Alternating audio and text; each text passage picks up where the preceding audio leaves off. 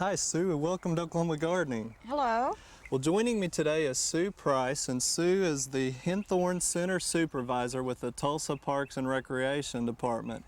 And Sue is here to show us how to preserve these colorful state wildflower in some nice little buttons. And Sue, we were talking ahead of time, it's of course very important that they select the appropriate flower, and of course again we're using the Gaillardia or Indian blanket. Tell me about the one that you most commonly have used. Okay, this is the goblin variety. It's a smaller dwarf Gaillardia, which works very well in buttons. If they're too big, the button it probably wouldn't make. Right. But and mainly that's because it would overgo the button then, right? And you would bend the flower. Now, you know, we were talking about the doubles here. You've not ever tried those yet, but do you think they might work?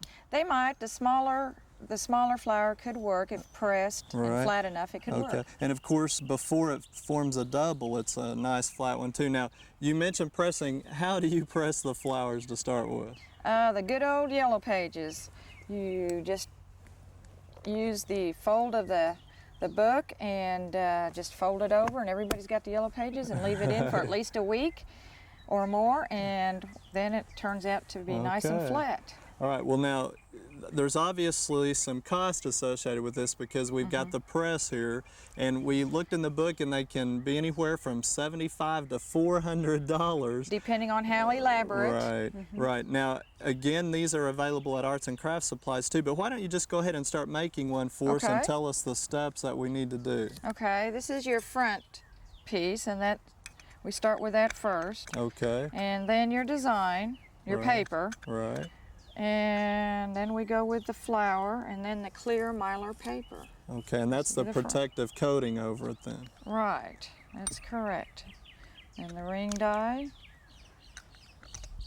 and then the top die.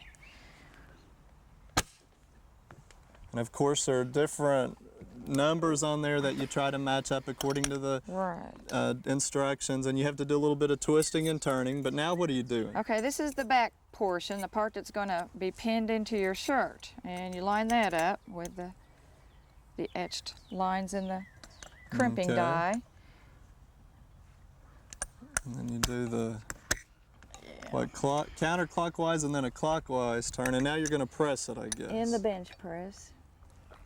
Now, Sue, how did you first get started with the button to use these in your recreation program? Well, a lot of the recreation centers have these for day camp programs and other variety of programs. They're used not just for this, of course, but for a lot of things. Especially when you have a new group coming in, the kids, and it's great to have them make their name button. So from there, we kind of started with putting the flowers in. Right. And you were telling me too that because most people think of Oklahoma's flower as a mistletoe, and they're not really are that educated about the state wildflower, you decided to start with the young kids, and this would be a good way to do it and preserve it. And I think it's a great idea too. Now, we also talked about the fact that this may not be the right kind of setup for an individual family as far as a purchase, but again, if the kids are involved in group activities, I think it's really a good idea. Now, how long have these been made over here that you brought with you today? A year. Okay. We made those last summer in day camp for Earth Awareness Week. Okay, so they preserve for a pretty good time then. Yes, they do. What was the response from the kids? Oh, they thought they were great.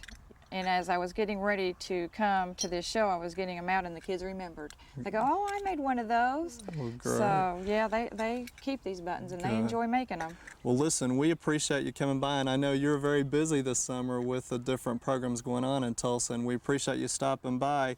And again, if you're interested in this, you might check Arts and Crafts Supply Stores. I know you ordered yours through the mail, Sue, but again, a great way to preserve some of beauty in the garden for years to come. Thanks again. Well, thanks for having me. We hope you've enjoyed this classic from the Oklahoma Gardening Vault. Remember, even though these tips and techniques are timeless, there's always something new to learn in the world of gardening. By subscribing to both Oklahoma Gardening and OK Gardening Classics, you'll have access to a wealth of gardening knowledge, both classic and contemporary.